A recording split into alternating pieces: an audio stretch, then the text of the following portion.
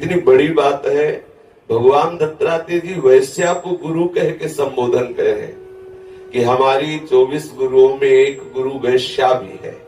कोई ऐसा ना सोचे कि जो नीच कुल में प्रकट हुआ है या नीच आचरण करने वाला है वो महान भक्त नहीं बन सकता। पता नहीं कब कौन से प्रभु की कृपा का संयोग प्राप्त हो कि वो जीव महान भक्त बन जाए। इसलिए किसी पर दोष दर्शन करके घृणा नहीं करनी चाहिए। किस क्षण वो महान भक्त बन जाए। प्रभु बड़े लीला बिहारी है। देखो ऐसे मलिन आचरण करने वाली वैश्या पर कैसी कृपा हुई।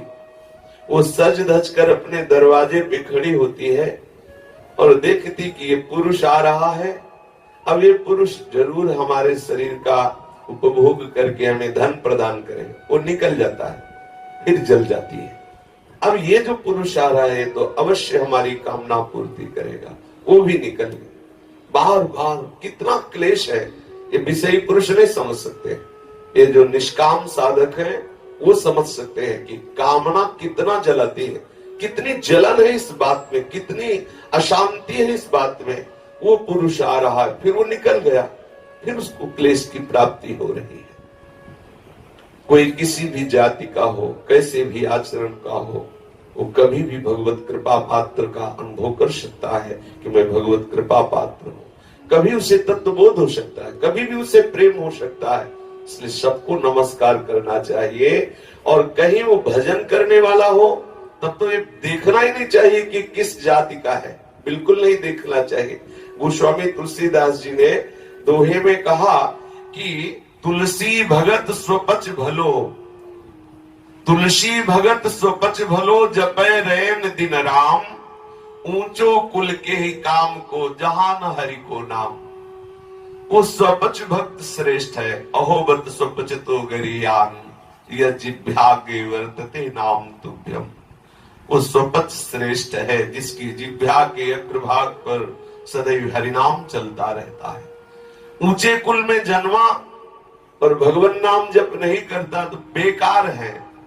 वो संतों की सभा में आदर पाने योग्य नहीं है। चांडाल कुल में जन्मा, स्वपच कुल में जन्मा, शूद्र कुल में जन्मा और भगवत भजन परायण है तो बड़े बड़े संतों की सभा में उसका सम्मान होता है। ये ऊंची कुल परंपरा, ये विद्वता, ये धन अभिमान, रूप अभिमान, ये सब अज्ञान की धरा में है। सबसे बड़ा ऊंचा वही है जिसे प्रभु से संबंध जो है वो स्वीकृत हो गया है। सबसे बड़ा महान वही, कहीं किसी भी कुल में जन्मा हो, जो सदैव अपनी जिह्वा से हरिनाम रटता रहता है, हृदय से प्रभु को अपना मानता है, जगत पावन करने वाला वो बन जाता है। वो स्वयं तर जाता है तो साधारण बात है, वो जगत को पावन करने वाला बन जाता है। वो परम शांत आनंदित हो जाता है, साधारण बात है। उसको कोई छू ले, उसको कोई देख ले, उसका समागम प्राप्त कर ले तो वो शांति को प्राप्त हो जाता है, वो आनंद को प्राप्त हो जाता है। सारे जगत का महामंगल एक भक्त में इतनी सामर्थ्य को कर सकता है। जैसे शराब का अपवित्र स्वरूप इतना माना गया है कि यदि वो बहुत सुंदर रत्नों से जटित स्वर्ण पात्र में रख दिया जाए तो संतों की सभा में वो पात्र स्पर्श करने योग्य नहीं है। ऐसे ऊंचे कुल में जन्मा लेकिन भजनहीन है तो उस शराब के घड़े के समान है। स्वर्ण के कलश में मदिरा भरा हो तो संतों की सभा में निंदनीय है, वो किसी सेवा कार्य में आने वाला नहीं। ऐसे ही चाहे जितने ऊंचे कुल में जन्मा हो, यदि वो भगवत भक्ति परायण नहीं है, भगवत भजन नहीं करता तो संतों की सभा में मुर्दे के समान है। जिन हरि भगति हृदय नहीं आनी, जीवित सब समान ते प्राणी। 25 लाख ब्राह्मण हो, खूब कुलीन उत्तम ब्राह्मण हो, करोड़ों प्रकार के जितने भी साधन, सूत्र, शास्त्र, इतने शास्त्र कि आपकी बुद्धि काम नहीं करेगी। सबका सार बात है प्रभु के चरणारविंद में प्रेम हो जाना। यदि वो प्रभु से प्रेम नहीं करते तो करोड़ों ब्राह्मण, 25 लाख ब्राह्मण एक रैदास जी की समानता नहीं कर सकते। रैदास जी के चरण तलवे की बराबरी नहीं कर सकते उनके शीश। क्यों? क्योंकि ऐसे प्रेमी भक्त है वो कि स्वयं भगवान उनकी चरण रज लेने के लिए पीछे पीछे डोलते हैं। भगवान ने स्वयं कहा है कि जो मेरे निरपेक्ष मननशील समदर्शी सर्वभूत हित में रहने वाले महापुरुष हैं, उनकी मैं चरण धूल लेने के लिए पीछे पीछे डोलता हूं। करोड़ों प्रकार के जितने भी सूत्र हैं साधनों में, सबका सार है प्रभु से प्रेम हो जाना। मत भटको न शास्त्रों में न विशेष विशेष प्रकार के साधनों में। हृदय में एक बात निश्चय कर लो कि जिह्वा पे नाम चल रहा है, बहुत बड़ी साधना हो रही है। प्रभु हमारे हैं, अपने हैं, बस ये दो बात पकड़ लो, प्रभु अपने हैं और सतत प्रभु का नाम स्मरण। साफ शास्त्रों का सार ये है। और भागो तो कितना भागोगे आप, देखो जाके पुस्तकालय में ट्रकों ग्रंथ हैं, ट्रकों कितना पढ़ोगे, कितनी स्मृतियां, कितने पुराण, उनकी कितनी शाखाएं निकली, कितने सिद्धांत, कितने सूत्र, कहां तक भटकोगे। एकमात्र जिनकी जिह्वा से नाम निकलता रहता है वो भले शूद्र कुल में जन्मे हो, बड़े बड़े कर्मकांडी करोड़ों ब्राह्मण भी उसकी समानता नहीं कर सकते।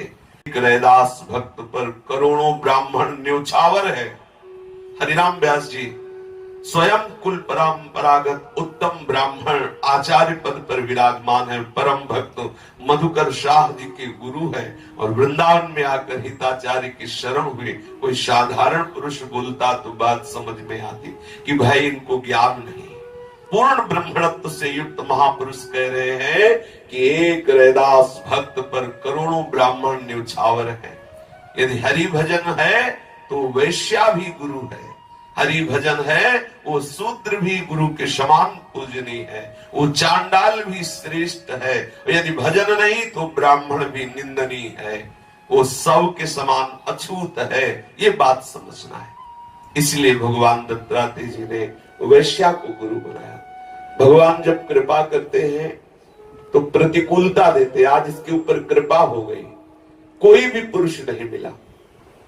अपने लोग समझते हैं कि भगवान की कृपा होगी तो बढ़िया महल मिल जाएगा, भगवान की कृपा होगी तो खूब धन संपत्ति, खूब अनुकूलता, प्रणाम नमस्कार भोग सामग्री ये मिलेगी। नहीं, भूल में मत रहना। जब भगवान की कृपा होती है तो ये सब छीन लेते हैं। या तो अंदर से राग खत्म कर देते हैं या बाहर से रहने ही नहीं देते सब वस्तुएं। क्योंकि इन सब में जिसकी रति होती है वो प्रभु के चरणारविंद का सतत चिंतन कर ही नहीं सकता। माया, मंदिर, स्त्री, धरती और व्यवहार ये साधक को तब मिले जब रूठे करता है। खूब धन संपत्ति, खूब व्यवहार, खूब नाना प्रकार की मान प्रतिष्ठा, प्रभु से प्रार्थना करे कि हम मांगे भी तो मत देना। हमें जो आंतरिक वृत्तियों का मोड़ करके श्री जी के चरणों में लगाना है, ये बहुत बाधक है। सुख सामग्री, ये अनुकूलता, ये सम्मान, मनचाही वस्तु प्राप्त हो जाना, जो हमने चाहा वो हमें प्राप्त हो, ये बहुत हानिकारक है भगवत प्राप्ति में। जो हमारी अंदर की चाह है कि हमारी इंद्रियां मुड़कर प्रभु के चरणों में लग जाए, तो ये अनुकूलता नहीं मुड़ने देगी। भगवान कहते हैं जिस पर मैं कृपा करता हूं उसके समस्त सुख सामग्री धन संपत्ति में धीरे धीरे हरण कर लेता हूं, अंदर से या बाहर से। यदि अंदर से राग खत्म हो गया तो चक्रवर्ती सम्राट होते हुए भी वो अकिंचन भक्त है। अगर वो रागात्मक वृत्ति वाला है, बाहर से नहीं त्याग पा रहा, तो प्रभु कृपा करते हैं, सर्वनाश की लीला प्रारंभ कर देते हैं। धीरे धीरे सब उसका हरण कर लेते हैं।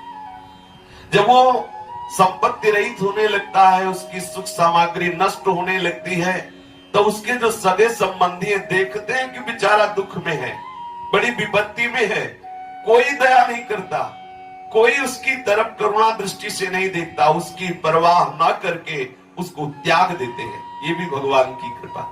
ये देखो विशुद्ध कृपा। धीरे धीरे सर्वनाश की लीला होती है, सुख संपत्ति का नाश होने लगता है।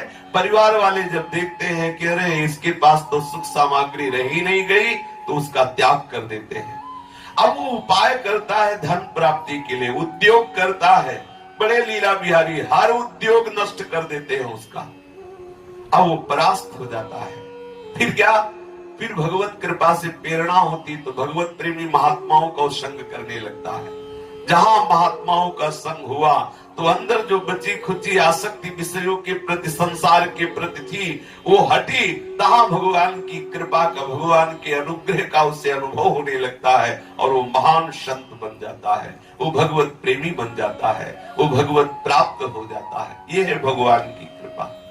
जिस पर प्रभु की कृपा होती है, प्रभु उसका सर्वस्व नाश कर देते। आज इस वैश्या पर कृपा हुई। सही मानिए, यदि प्रभु की प्रतिकूलता रूपी कृपा ना हो तो सच्ची शरणागति नहीं होती। ये बड़ा बावरा मन है, 5 ज्ञान इंद्रियों को लेकर संसार रूपी बगीचे में मनोरंजन करता रहता है। बातें करेगा बड़ी ऊंची ऊंची, विश्राम मानेगा, मान प्रतिष्ठा भोग सामग्री नाना प्रकार की संपत्ति वैभव, यही इसके विषय, ये अंदर की बात कह रहे हैं। बड़े बड़े ज्ञान की बातें बघारेगा और मानेगा सुख केवल भोग सामग्रियों में।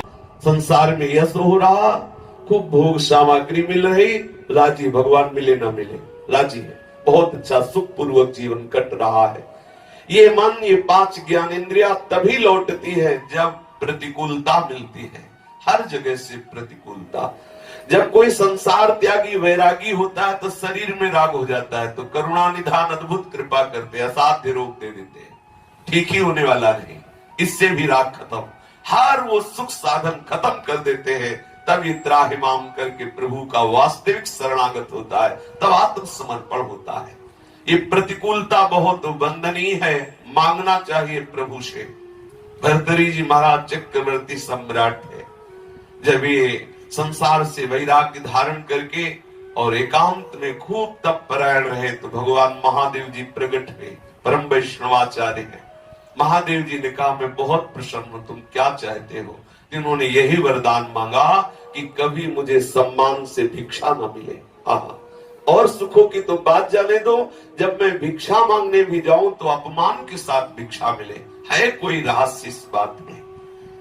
जब तक हमें सम्मान प्रियता है, जब तक हमें आदर से भोजन सामग्री और ये नाना प्रकार के स्वादिष्ट पदार्थ पाने में रुचि है, तब तक आत्म स्वरूप का बोध या प्रभु के चरणारविंद में प्रेम नहीं हो सकता।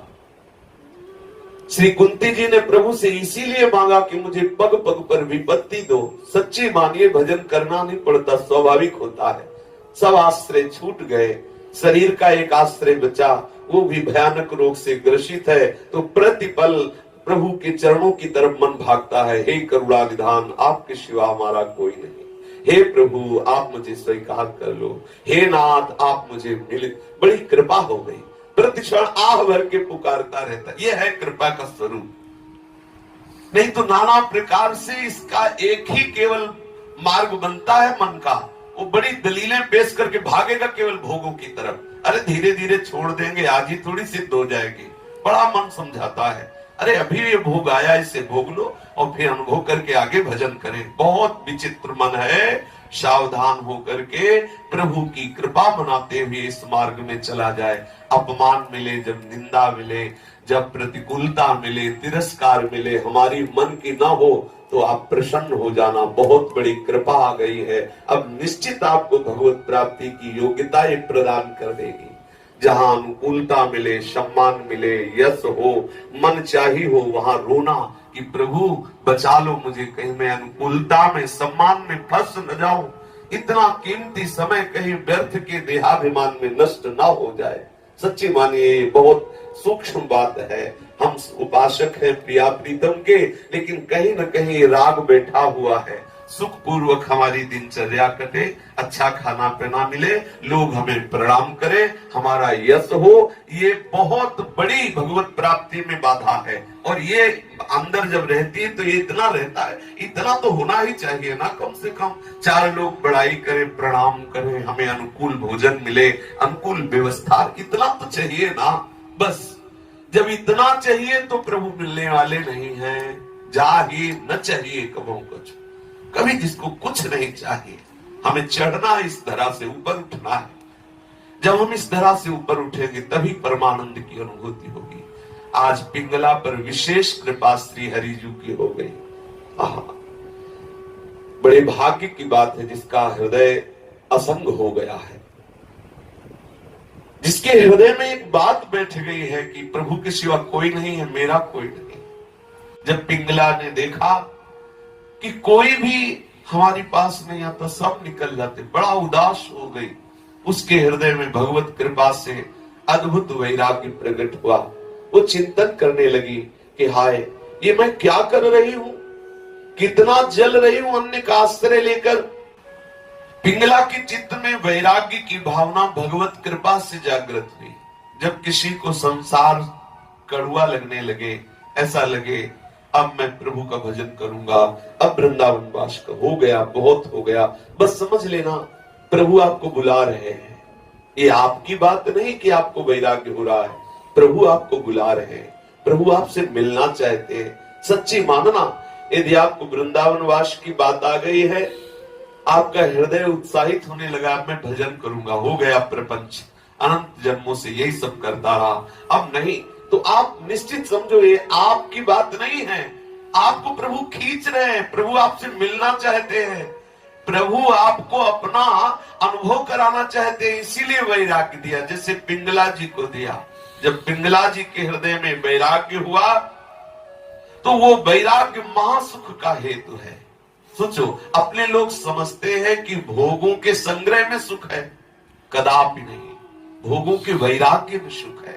हम समझते हैं इतने रुपया हो जाए, भोग सामग्री हो जाए, हम बहुत शांति में हो जाएंगे, और जगत गुरु भगवान कहते हैं त्यागा शांति अनंतरम, त्याग कर दो भोगों का तो शांति मिल जाएगी। और हमारी उल्टी मती है, सोचते भोग खूब संग्रह कर ले, खूब रुपया पैसा हो जाए तो हमें शांति मिल जाएगी। यही विपरीत भावना, ये विपरीत बुद्धि हमें फंसाती चली जा रही।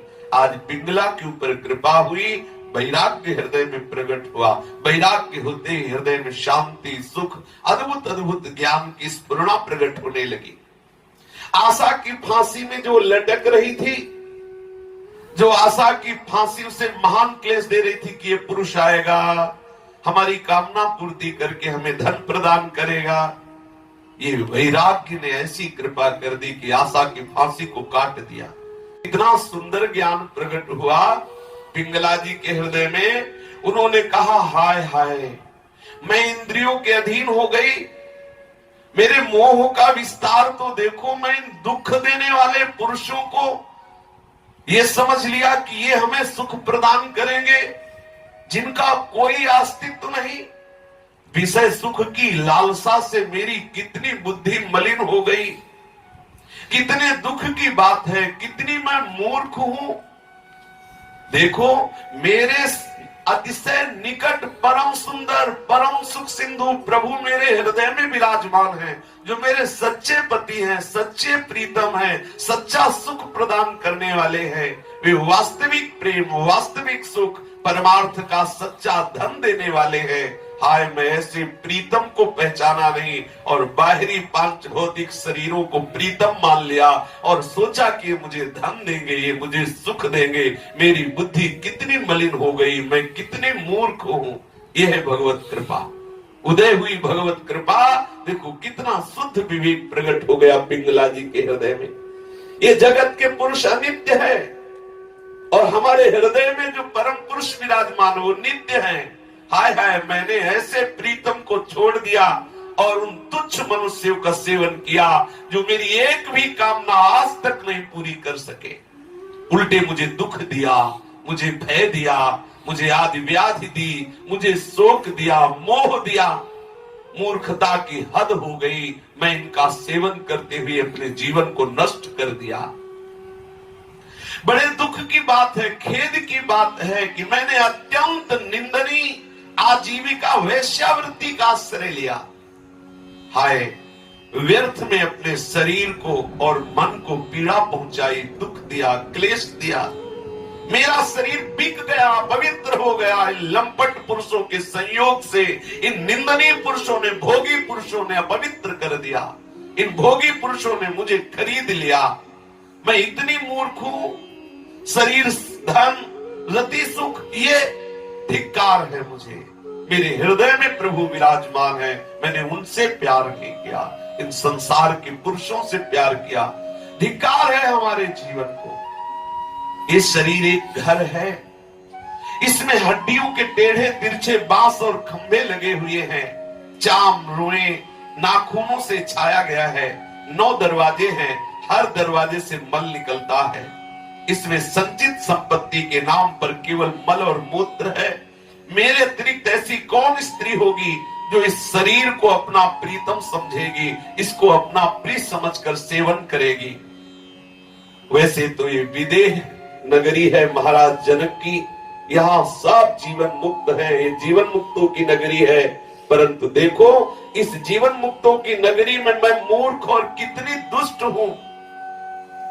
कितनी बड़ी कृपा हो गई। यह है कृपा से जो ज्ञान होता है, उससे बहुत शीघ्र संसार के राग का नाश हो जाता है।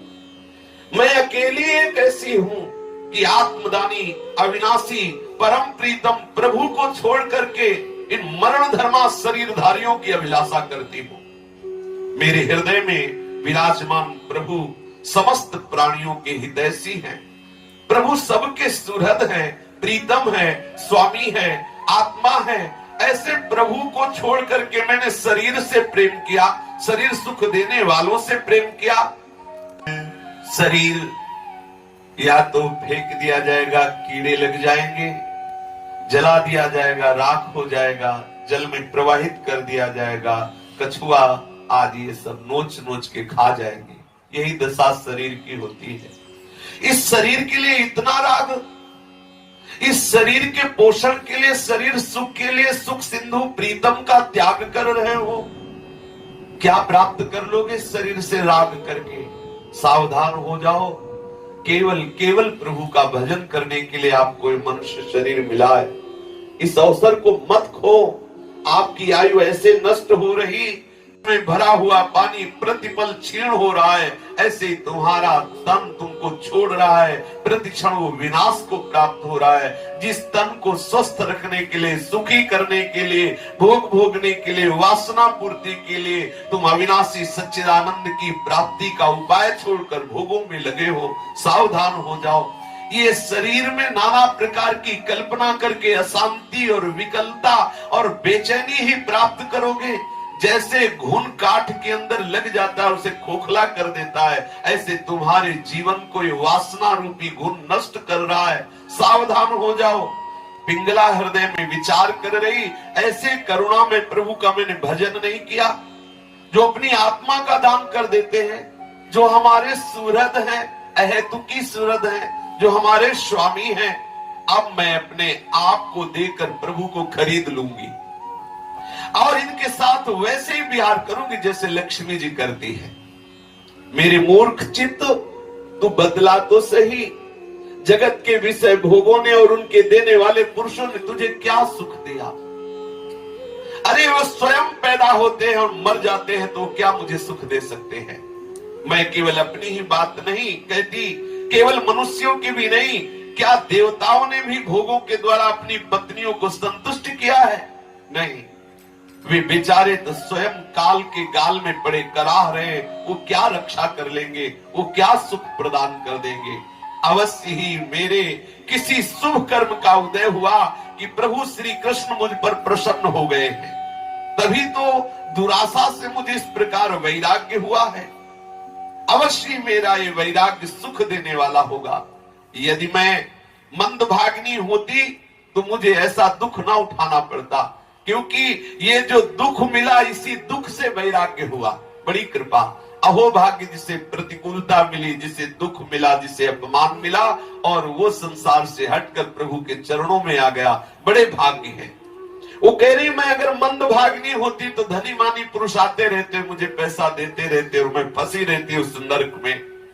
मेरे अहो भाग्य है, श्री कृष्ण पर प्रसन्न हो गए, जो मुझे प्रतिकूलता दी, मुझे दुख दिया, जिससे मैं इस आशा की फांसी से मुक्त हो गई। अब मैं प्रभु का ये उपकार आदर पूर्वक सिर झुकाकर स्वीकार करती हूँ। बहुत ध्यान देने योग्य बात है।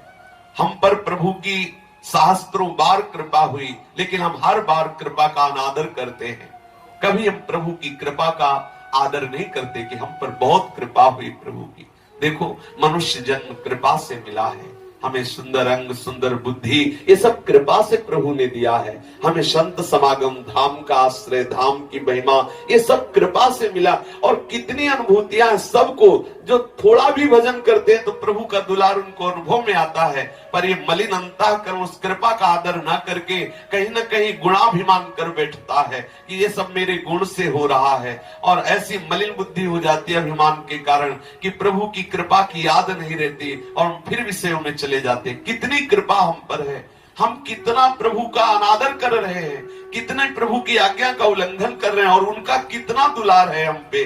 जो प्रभु की कृपा का वर्ण कर लेता है, बहुत शीघ्र वो प्रभु के समीपता का अनुभव करता है। पिंगला जी कह रही हैं कि अब मैं प्रभु का यह उपकार जो मुझे दुख देकर संसार से वैराग्य किया, ये देखो, अब मैं प्रभु का ये उपकार आदर पूर्वक सिर झुकाकर स्वीकार करती हूं और विषय भोगों की दुराशा को छोड़कर जगदीश्वर श्री कृष्ण की शरण ग्रहण करती हूं। कितनी बढ़िया बात हो गई, अनंत जन्मों की बिगड़ी श्री पिंगला जी की बन गई।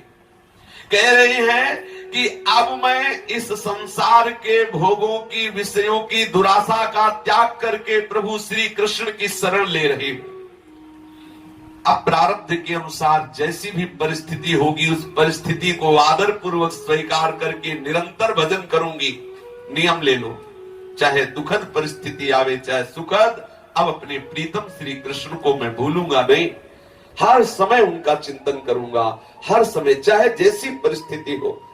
भजन ऐसा होना चाहिए कि परिस्थिति के अनुकूल स्थिति प्राप्त होने पर हम सोचे कि खूब भजन बढ़े, ऐसा नहीं होना चाहिए। भजन होना चाहिए चाहे प्रतिकूल परिस्थिति हमारे सामने आवे चाहे अनुकूल परिस्थिति आवे, ना भजन में कोई रुकावट आनी चाहिए, ना हर्ष होना चाहिए, ना शोक होना चाहिए। ऐसी होनी चाहिए भजन की वृत्ति। अनुकूलता आ गई उदासीन रहो, प्रतिकूलता आ गई आनंदित हो, प्रारब्ध नष्ट हो रहा है, प्रभु के समीप हम पहुंच रहे, हमारा भजन नहीं छूटना चाहिए, चाहे जितनी अनुकूल परिस्थिति हो चाहे जितनी प्रतिकूल परिस्थिति हो। प्रारब्ध के अनुसार अब जैसी भी परिस्थिति आएगी मैं उसी में सुखी रहूंगी, उसी का निर्वाह करूंगी। सुखद परिस्थिति आवे या दुखद, अपने प्रीतम अब श्री कृष्ण का चिंतन नहीं छोड़ूंगी, संतोष के साथ, श्रद्धा के साथ प्रभु का स्मरण करती रहूंगी। मैं अब किसी दूसरे पुरुष की तरफ जीवन में आंख उठा के नहीं देखूंगी। ये नियम ले लेना चाहिए। ये बहुत सुंदर, श्री पिंगला जी को गुरु माना है श्री दत्तात्रेय भगवान ने। कितनी सुंदर हृदय की वृत्ति प्रकट हुई। जैसी भी अब परिस्थिति गोविंद हमें देंगे, मैं राजी हूं, जोई जोई प्यारो करे सोई मोहि भावे। चाहे दुखद परिस्थिति हो चाहे सुखद, पर हम प्यारे का स्मरण नहीं छोड़ूंगी। जीवन में कभी और पुरुष की तरफ आंख उठा के नहीं देखूंगी कि ये पुरुष हमारा भगत बन जाए तो हमारा सुख पूर्वक जीवन कटने लगेगा। अगर ऐसी है तो कहां प्रभु का दासत्व रहा।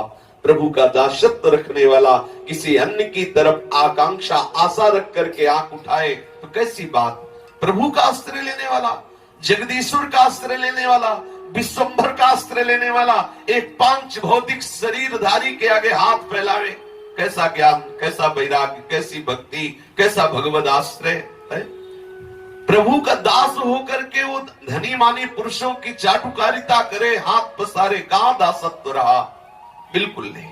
पिंगला जी कह रहे अब किसी दूसरे पुरुष की ओर आंख उठाकर नहीं देखूंगी, अपने हृदय में जो विराजमान प्रभु है उन आत्मस्वरूप गोविंद के साथ विहार करूंगी। अब मैं किसी की ओर नहीं देखूंगी। ये जीव संसार के कुएं में गिरा हुआ है, विषयों ने इसे अंधा बना दिया है, काल रूपी अजगर ने इसे अपने मुख में पकड़ रखा है। प्रभु श्री कृष्ण के सिवा कौन समर्थ है जो मुझे बचा सके।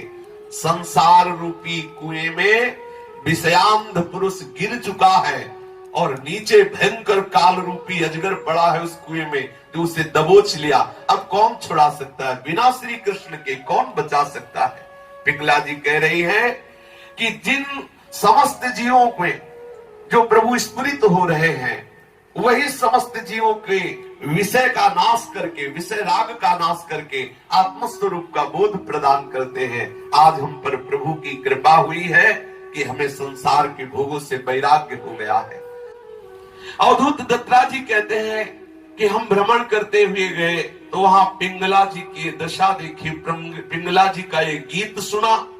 पिंगला वेश्या ने जो निश्चय किया वो हमने जब देखा तो मुझे बहुत आनंद आया और हमने उसे गुरु बनाया और ये बात स्वीकार की कि धनियों की दुराशा, धनियों से मिलने की लालसा का जब पिंगला ने परित्याग कर दिया तो शांत होकर भगवत चिंतन करते हुए अपने शैया पर विराजमान हुई। इसीलिए आशा ही परमं दुखम नैरास्यम परमं सुखम यथा संच्छेद्य कांताशाम सुखम सुस्वाप पिंगला। सचमुच भोगों की आशा, भोग देने वाले पुरुषों की आशा सबसे बड़ा दुख है, सबसे बड़ा दुख है। निराशा ही सबसे बड़ा सुख है, क्योंकि पिंगला वेश्या ने जब पुरुष की आशा त्याग दी तो वो सुख से सो सके। इसलिए भोगों की लालसा का त्याग करके एकमात्र प्रभु के भजन में हमारा प्रतिपल जाए, यही मनुष्य जीवन का परम लाभ। भगवान दत्तात्रेय जी ने ये शिक्षा ली पिंगला जी से कि किसी को भी धनियों की चाटुकारिता नहीं करनी चाहिए, किसी भी पुरुष से ऐसा संबंध नहीं बनाना चाहिए कि वो हमारी लालसा पूरी कर देगा, नहीं तो उसकी बुद्धि अधीन हो जाएगी और महान क्लेश को प्राप्त होगी। उपासक की बुद्धि केवल प्रभु और गुरु के अधीन होनी चाहिए। ये परम स्वतंत्र स्थिति है। गुरु और शास्त्र और प्रभु की अधीनता है, बुद्धि की स्वतंत्रता है। और जो इनसे स्वतंत्र होकर माया में लगी हुई परतंत्र है, पर वो परतंत्र बुद्धि ये मानती कि हम स्वतंत्र होना चाहते हैं, शास्त्र गुरु और भगवत आज्ञा का उल्लंघन करके, कदापि नहीं। ये विषयी पुरुषों की आकांक्षा, विषय भोगों की आशा, लालसा महान दुख है। इससे नैराश्य को प्राप्त हो जाओ और प्रभु के चरणारविंद का आश्रय लेकर परम सुखी हो जाओ। ये पिंगला वेश्या से भगवान दत्तात्रेय जी ने शिक्षा प्राप्ति की शेष चर्चा आगे। श्री राधा वल्लभ लाल की जय।